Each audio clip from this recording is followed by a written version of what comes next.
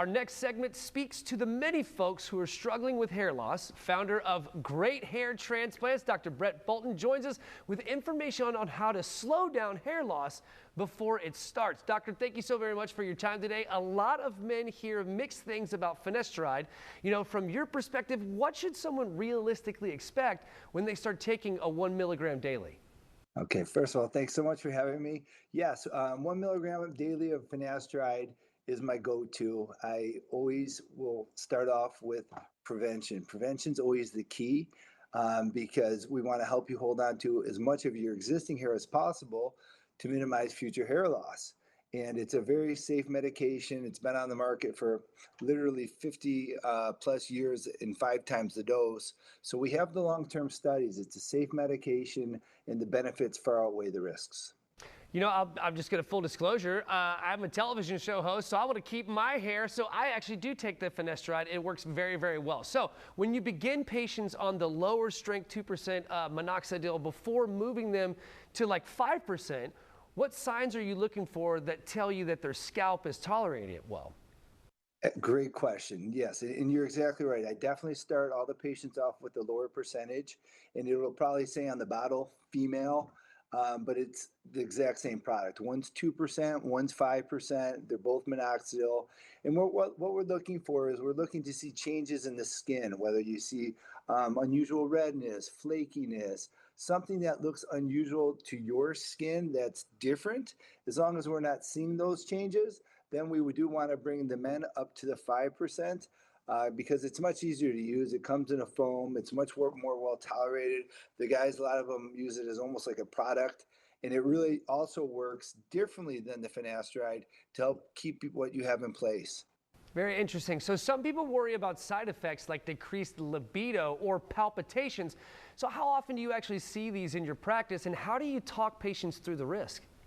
Okay, so with finasteride, the number one concern is the decreased libido.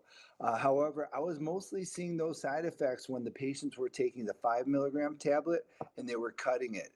That was affecting its absorption, and that's where I was seeing more of the side effects. Once the 1 milligram finasteride came out, which was in the late 90s, the side effects went down quite considerably. We still do see it rarely, but it's not very common. As far as the minoxidil is concerned, that's a vasodilator. So what I'm starting to see now are patients are going online and they're now taking the oral minoxidil, which is clearly a blood pressure medication. That's how we learned it was helping to hold on to the hair. I don't recommend oral minoxidil. I think there's a lot of issues. I'm having a lot of patients call me up and saying, hey, I'm getting heart palpitations. I got prescribed this online. I immediately get them off of the oral minoxidil and I have them back onto the topical, which is much more tolerated and less chance of side effects. So you often emphasize that finasteride and minoxidil don't create new hair, but protect what someone still has. So how do you explain that to patients who assume regrowth, is guaranteed maybe?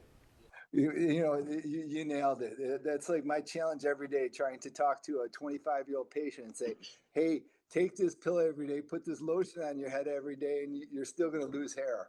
But that's my reality, and I have to explain that to the patient. If you happen to have some early miniaturized hair that's going through that genetic process, sometimes you might be able to help re-strengthen that. But I always tell the patients that's a bonus. What we're trying to do is just keep whatever we can. And even if you do both finasteride and minoxidil, you can still lose hair. They're not 100%, but this is currently the best that we have. And they do work. I can tell you with confidence that these products work.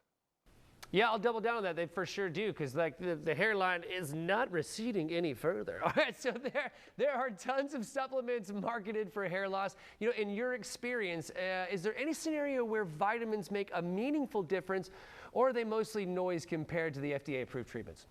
What you're saying is correct. They definitely can be beneficial for a lot of patients, vitamins.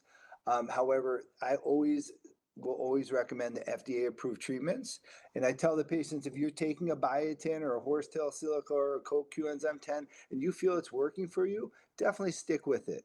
I never discourage anyone to stop using something that they feel is helpful and beneficial, but that's not what I will promote because I want to make sure I'm promoting something that's I know is safe and I know is effective.